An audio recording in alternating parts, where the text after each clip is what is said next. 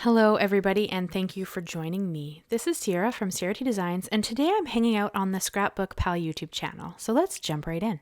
So I'm going to create my card stock here. I'm going to cut down. I have an A2 base that's top fold, and then I'm also going to cut a mat that is the black cardstock that you see here, and it's going to be about about an eighth of an inch smaller than my A2 base. And then the piece of white cardstock that I'm going to cut down to be the panel will be about a quarter of an inch smaller than my A2 base. I do this because I love that layered look, so I like to take off just a slim amount on each side so that I can kind of have just a really cool border coming around the card. And I think that that helps the colors pop. And then for my background of the card panel, I'm going to use two Oxide inks for this. I'm going to use Picked Raspberry and Peacock Feathers, just because I thought it was a really fun color blend to go together.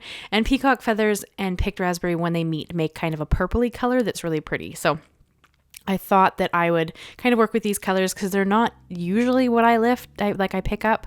I usually go to like pink and purple or, green and blue, kind of stuff that's closer to each other in the color wheel. But I thought this would just be a really fun color blend. So that's kind of what I was aiming for.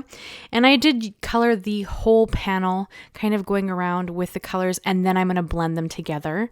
And then I go back to Picked Raspberry just to make sure that I like how the two colors go together. I think that they look really pretty, but of course you could do this in any color combo. I just chose to go with this one because I thought it would be pretty and vibrant, and I think that it turned out pretty beautiful that way.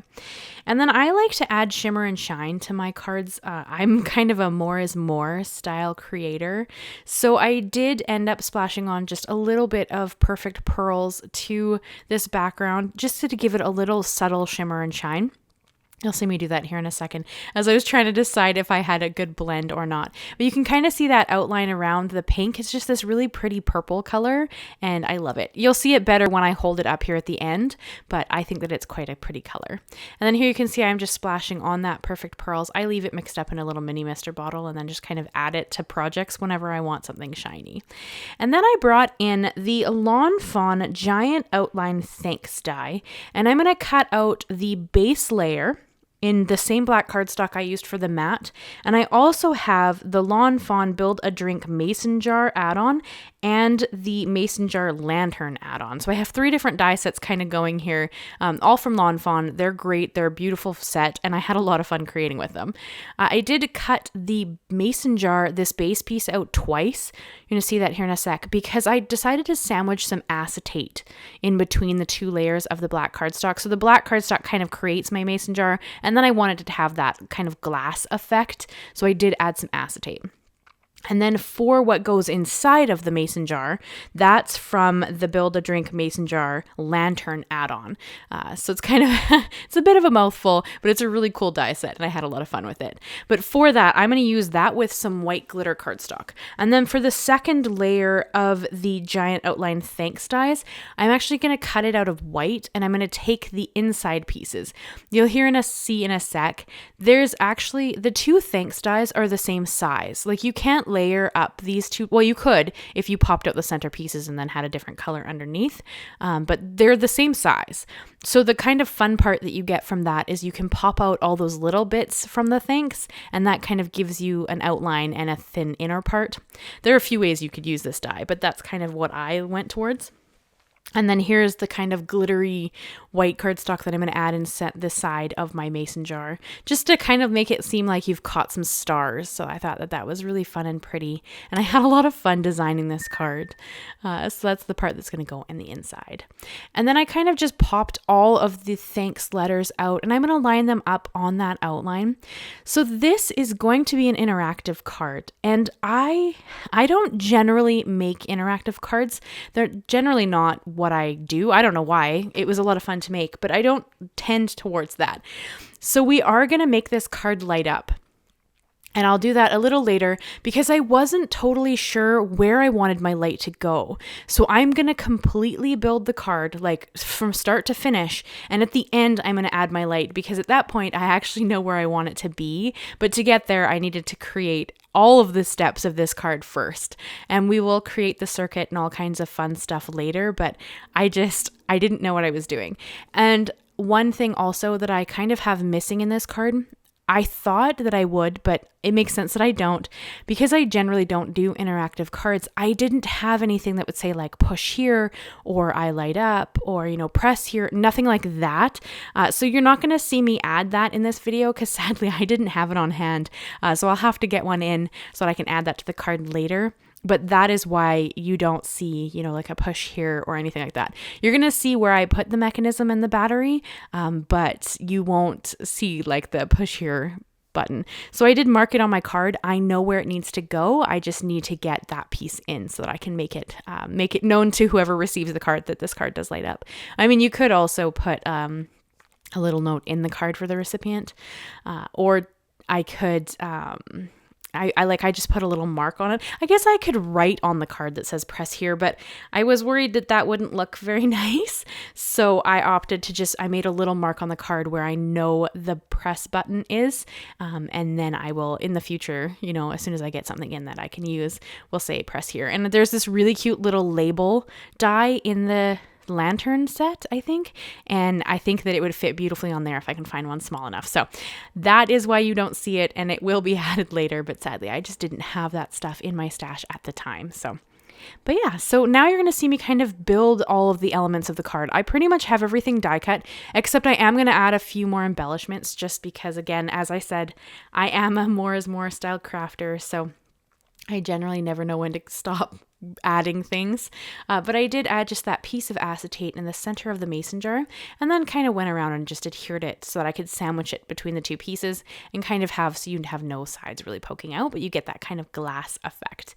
And I did use my reverse tweezers and just gently clean off any of the glue that kind of went onto the acetate so that you wouldn't be able to see it. It does dry matte, but you can kind of see it on acetate if it doesn't, if it's sitting on top of it when it dries. So I try to clean that off so you can't really see that. And then here's where I wanted a little bit more embellishment. So I'm going to cut these extra little stars that came in the lantern add-on set out of that same glitter cardstock. And I am going to cut, I believe it's a lightning bug. I'm going to cut the lightning bug out because that's what I want to light up. But originally I cut the body and the wings out of white glitter cardstock and then later changed my mind. So here, the bug will be cut completely out of glitter cardstock, but when I actually go to adhere it to the card, I've changed out the body for just white cardstock. I actually trialed black cardstock as well, but I didn't like it either, so I opted to just have a completely white body and then white glitter cardstock wings, because I thought that those would look really pretty and just add a little and shimmer and shine to the card. And I mean, this card is pretty fun. I love how it turned out. The only thing, like I said, is I wish that I had realized I didn't have something that said like push here or anything. So nobody knows at the moment that it is a light up card other than me, but that's okay. I still think that it turned out really, really cute. And so I just adhered the wings to my little firefly. And this is why I didn't want it to be all glitter. I kind of felt like it took away from the wings being quite pretty to have all of the layers be that white glitter cardstock. So I mean, really, I could have colored the firefly with some of the colors that I used in the background. Maybe the pink would have been really pretty, but I opted to put a pink light coming through the firefly's stomach. So I guess I could have done it in any color, really. It really wouldn't have mattered. But I opted to leave the bug white just because I thought that would be quite pretty and not take away from the design. And you get to have that really bright pink light. Hopefully that comes across in video. So in the kit that I got, it's the Chibitronics LED starter kit. And in the kit, you get, there's like eight lights. And I think there's 8. There might be 6. No, I think there's 8 because you get 2 colors of each. So you get 2 pink, 2 blue, 2 yellow, and 2 white, I believe. So that's pretty cool. And you can do a multi-light circuit for this first time because, as I said, I've never done this before. I opted to just do the pink light on the little bug's tummy, but you can do multi-circuit where you have multiple lights, but I chose not to do that because I didn't really have any idea what I was doing. So this is me gonna do this for the first time ever with you guys because I want you to see how simple it is once you kind of wrap your mind around what you're doing. It is actually quite simple and it comes together beautifully. It's just one of those things where like I struggled through it for a few minutes and then I got it and it was perfectly fine. So at this point, you see I've laid out my whole card. I know exactly where I want everything. I'm going to adhere it to the black mat because I don't want foam tape between the black mat and the white panel. I want the foam tape to be between the panels and the base, because you do have to pop it up because the battery has to sit behind the panel. So because of that, I really didn't want there to be separation between my panel and my mat. I wanted that to look kind of like it was one piece, but that does mean that I have to work through 2 layers to get my light to work. But I had no problem with that, so it worked pretty easily. And then I'm just going to take my pokey tool and I'm going to put a hole where I want the light to be. So here you can see I've just done that. I want it kind of in the center of the bug's tummy area, though I know lightning bugs is generally lower on the body, but this is just where I chose to put it because I thought that was the best place for it. And then I'm going to create the circuit. So you see that I've just added a little dot in the back where I want the light to end up. And then I brought in this panel that holds the battery. And this is where you kind of create the map of how you want your light to go. And I know this sounds complicated, but I promise it's not. And if you get the kit, there is actually like a ton of videos on there. They have a YouTube channel, Chibitronics does. And there's like tons of other stuff out there. And they give you a user guide that like walks you through all the steps. So there is a way to do this. I promise it's not as scary as it looks, but it looks a little intimidating, but I promise it's not a terrible thing. So I picked out one of the pink lights, and you see that I've drawn myself a little map as to where I want the plus and the minus to go, because that's how you need them to run. But that didn't actually work because I put my little battery holder kind of on upside down. You're going to see what I mean here in a second. So then you have this electric fabric tape, and I'm going to do the negative first because this is where I realize I've messed up my positive. So I'm like, that's okay. I'll do my negative first, and you can easily bend this tape. It's no problem. And you can put the tape above or below the lights. I chose to put it above just because I found that worked better for what I was doing, because I wanted the light to be where I needed it first. And then for the positive, you have to go over top, like inside and over top of the little panel that holds the battery. And that's where I messed up. I should have had the battery going in the opposite direction, the little flappy piece, but I didn't know that because I'm kind of, just flying by the seat of my pants and guessing. But it worked out perfectly fine and there was no issues. So it is honestly a lot easier than it looks, but it is a little intimidating when you first kind of open the package and you're like, well, what do I do with all of this stuff? But I promise it's actually quite simple. And the kit walks you through how to do everything. So then you just put this little piece down here. Everything's adhesive. This piece is made out of foam. And you stick the battery in the center of this piece, and it's kind of what holds everything together. So you just press it, and then you can press the button, and look, I've made a pink light up card. Like, how fun is that? Of course, now I have to line everything up, which is always a bit of an interesting thing. So I'm going to put the foam tape. Foam tape comes in the kit as well. And I'm going to add the foam tape to the back of my panel.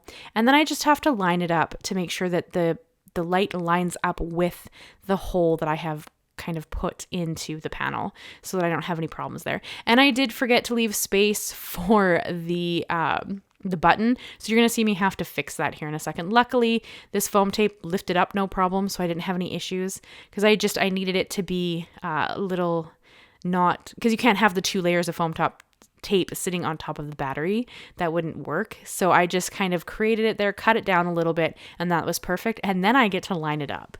But I did do it, and it is really pretty. So I promise if this is something that interests you, you will be able to do it. It is pretty straightforward once you kind of wrap your mind around it. But if I can do it, you certainly can, because I don't generally make interactive cards. So I promise that it would be something that you'd really enjoy if this is something you like. If you like interactive cards, this is a really great way to add some lights. I had a lot of fun with that. So then I just kind of lined it up. I pushed the button so that I could make sure I pushed the battery so I could make sure that it was coming through where I needed it to, and it did perfectly. So then I adhered everything down, pressed it down, and had no issues that way. And this is where I made just a little mark. You're going to see a little P beside the jar. That's where it needs to go eventually when I get a little stamp or something that I can add. But that is how you light it up, and I think it turned out super cute. And I'd love to know what you guys think. So please leave a like, leave a comment, consider subscribing to the channel. There are a lot of phenomenal designers on this channel, and I know you'll love their stuff. So please come back. Thank you so much, guys, and I'll see you again very soon. Bye-bye for now.